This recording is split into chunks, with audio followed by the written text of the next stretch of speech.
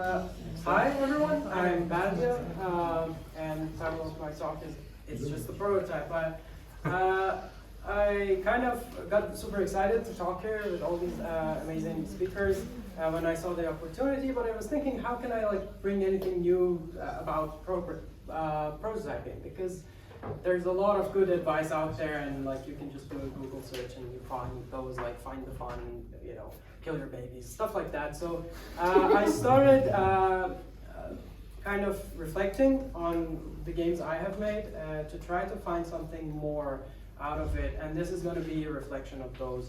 I've been making games for about 10 years, and those are not very super professional all the time, but I've also worked on serious game studios and stuff. These are some of the games that I've worked on. So there are some caveats to this, that I have not worked in a AAA studio. I have not worked in a fully functioning, completely data-driven process that changes things a lot in how you prototype and how you get data from that. But yeah, that's it. And then there's also the fact that these themes, I'm just going to talk about the bad side of the prototyping, mostly give them more credit. I am very proud of being all part of those. And I'm going to try to find some actual learnings, but I'm mostly nudging you to go think about these processes of yourself. So when I was starting out, I never really prototyped. I just made games. And small games and unfinished games and bad games and all those types of games, but I would always call them just games and never prototypes. I frankly didn't know what prototyping is until I started going and working at Faunus Games, a studio that I started at, and I joined in the middle of a bigger project called Hidden Path of 4 Charts, and there was not much prototyping during that, but then we had this idea that what if for the next game we have a game about creating a world inside of a shadow of a 3D object, and we want this 2D shadow to have physics and collisions, and then you would only move the light source around, and that would kind of change everything.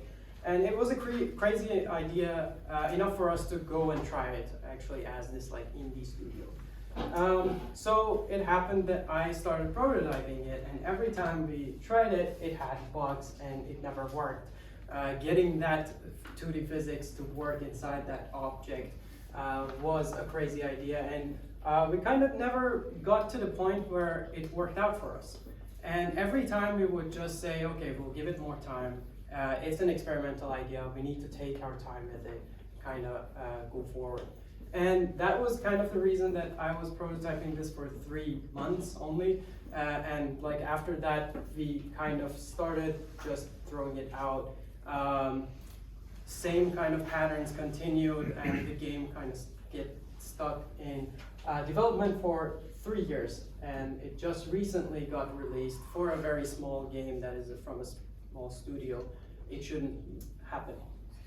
Then I came to Finland and started studying games, and I heard all of those great advice on how to prototype and what you should be doing.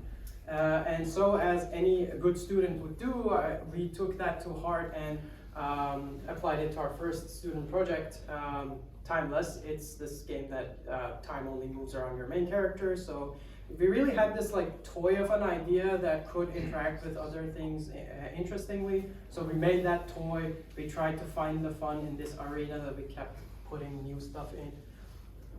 And of course we wanted to be fast, so we didn't add a lot of the feedback, any animation or visuals into the game. So what happened to be the case was that we just made a prototype that didn't have all the necessary things. It was just beans walking around, and you didn't get any feedback of if you actually hit the person or not. So it didn't really work, and we kept going on and on, each time saying, if I add this next thing, it will work. So taking this bad experience or learnings from that and applying it to the next project, in Arts Arcanum, I knew how to prototype combat, and I knew exactly what I'm gonna do. So I went there with the team, we started prototyping, and it worked out great. We had a very fast prototype of combat with enough feedback that felt good, and it started to shape up really fast.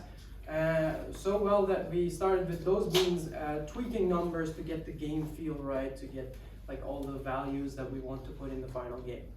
And that was a great success until we found out that we forgot about the really big fact that our main character is using a cane, and they cannot be zooming at super speed around the map at the same speed that the bean is. So we kind of missed that whole point and made a prototype that was a good prototype for something else, and we kind of threw it out of the window and made completely different kind of combat.